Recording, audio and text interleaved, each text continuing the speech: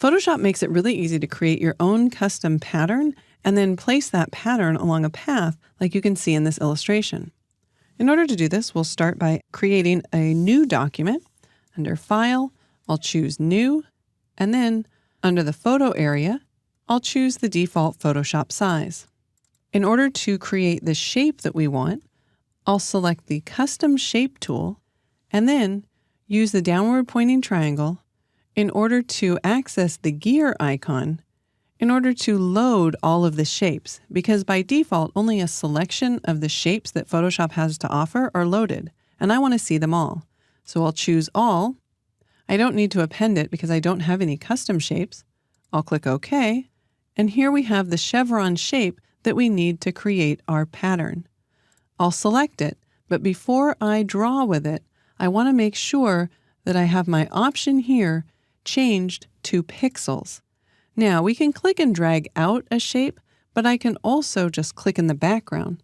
However, if I add the shape to the background, it's going to combine it with white, and I don't want to do that. So I'm going to create a new layer by clicking on the new layer icon. We can see that this new layer has transparency.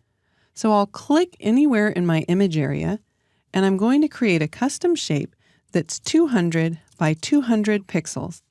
I'll click OK, and we can see there's our custom chevron shape. Now, I need to select this with the marquee tool, so I'll tap the M key in order to select the rectangular marquee tool, and then click and drag out a marquee around the shape. I'll choose Edit, and then Define Pattern in order to define this shape as a pattern. I'll call it Chevron, and tap OK. Then I no longer need this shape, so I'll tap the Delete key while it's still selected to delete it, and then choose Deselect or use Command D. Now, in order to place this shape or this pattern that we're going to create along a path, I need to draw the path.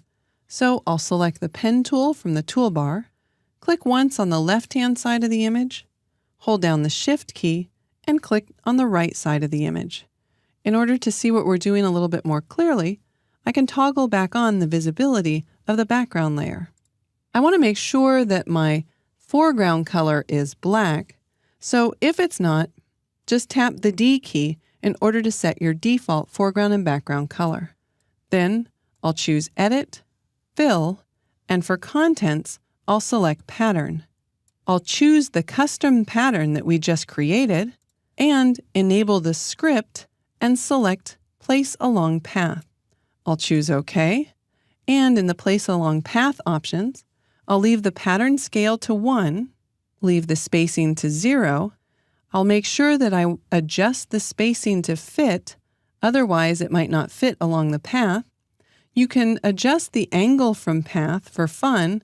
In this case, I don't want to adjust the angle though, so I'll set it back to 0. The distance from path is another unique slider, but again, I'm going to set it back to 0 for this instance. I want to set the scale progression to 90%. I'll uncheck the skip symbol rotation and leave the color and brightness randomness to 0. When I click OK, Photoshop creates that pattern along the path. I no longer need the path, so I'll access the Paths panel. If the Paths panel isn't showing, you can use the Window menu and then select Paths. We have a work path that we created. Because it's selected, I can just tap the Delete key. Once that deletes the first anchor point in the path, there's still an anchor point here though, so I'll tap the Delete key again.